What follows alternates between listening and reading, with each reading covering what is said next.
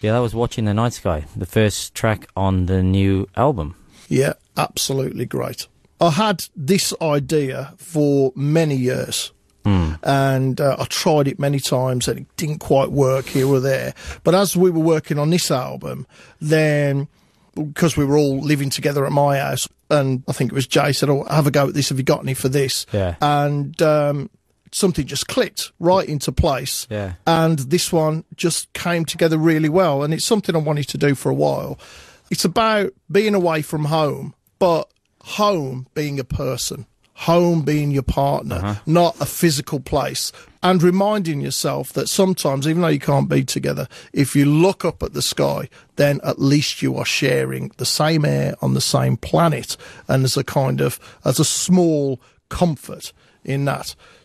Before we get on to the album, recently there's been an exceptionally well-written book put out about you. Yeah. That was all my idea. That one day you and I were talking, and I remember the conversation that we just said, well, isn't it outrageous that people from such different backgrounds and countries so far away come together to make this album, which was The Man Who Would Not Die. Yeah. And you just said, I've started the book. Yeah. Well, I've started that book that we talked about. And that was it. And then you just carried on with it, didn't you? Yeah, it just seemed like a good idea. It felt like the time was right to actually write it too, because I don't know about you, but I felt it was an opportunity, not only because of the different backgrounds of all the band members and all that story and the ridiculous things that had happened to this band, but I thought it was a good opportunity and enough time had passed by for you to say a few things about, Wolfsbane and Iron Maiden. Because I don't know, do you think that there's possibly some lurking misconceptions about your time in Maiden? Definitely. One of the things, which is unfair, but that's the way it is, I'm not going to moan about it. Obviously, some really hardcore Maiden fans blamed me for Bruce leaving. Yeah. Which is totally illogical. Yeah. But that was a bit weird. And I think with hindsight, it's 10 years ago now. Yeah. So with that kind of distance, it's one of those things where people go back and they'll go, well, the only one I haven't really listened to maybe is X Factor or Virtual 11, because they got their favourite singer in the band, those hardcore fans. Then they listen to my albums with a much more objective and open mind.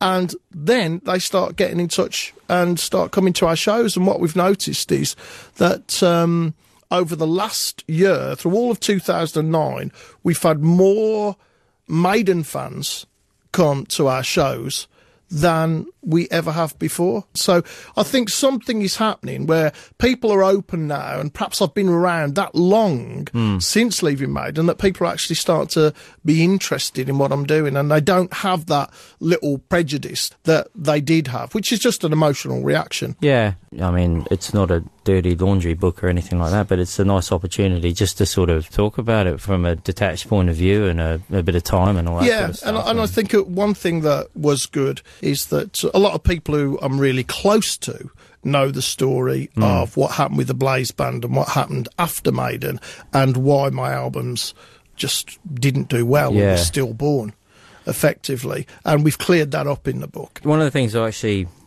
was curious about, I forgot to ask you when I was writing the damn thing. You had, really good band Blaze, and then there was that period of time, 2004, Blood and Belief, where you had a lot of lineup changes, and then 2007, when the band Blaze Bayley sort of came on. Did you see that as a sort of a continuation of the same sort of thing? Because when we obviously play a lot of Blaze songs, we still play some Maiden songs in the same way that Ronnie James Dio will play Rainbow and Sabbath and his own band. That seems only just and right to me. But do you see the Blaze Bayley band as a continuation of the work begun by Blaze, or do you yourself see it as a totally separate entity? Well, at the time, I really saw it as a fresh start. Right. I'm very proud of my history and everything I've done. I've put my whole self into. Yeah. But it was the first time for a long time that I'd had 5 committed people together to say, right, we are going to do this album and we're going to do this tour and we're going to do the next one. And that was the great thing about Man Who Would Not Die, that we had a committed lineup.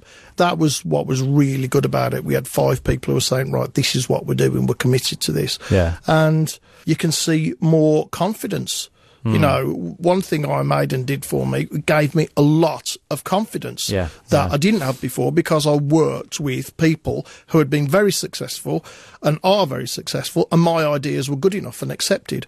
Do you see a genuine progression from The Man Would Not Die? Definitely, yeah. There is. It's an unexpected progression, though. It's not where I thought we would go. No, nor here. At all. I didn't think we'd end up with Promise and Terror. Yeah. But it is a progression, and all the people that I've spoke to so far, many of them have said, well, this is your best work.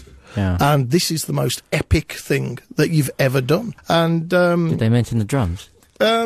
They did say about the drums, different things. So that's been really good. And, you know, I'm meeting fans, and they were really, really pleased with it, really liked it.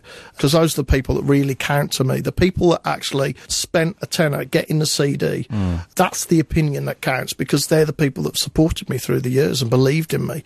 This album is a lot more melancholy. Yeah. It's very positive in areas, but also there is a darkness and a sadness and a melancholy to it, which I think actually, as you go through it, becomes more and more engrossing and seductive. But I think there's something genuine about that if you think about, you know, not only the things that were happening during the recording of the album and the writing of the album, but, you know, the crazy ups and downs of the band in the last year or year and a bit. I mean, it's just it's our life. It's our life, you know. I really think that it reflects the life that we've lived over the last 18 months. Yeah, probably heavy on the terror. So, yeah, I mean, Promise and Terror is exactly what we've lived. Yeah. Because when we got together, we all made this commitment and all went, right, that's the life I'm living then. My ideal home is a tour bus or a van.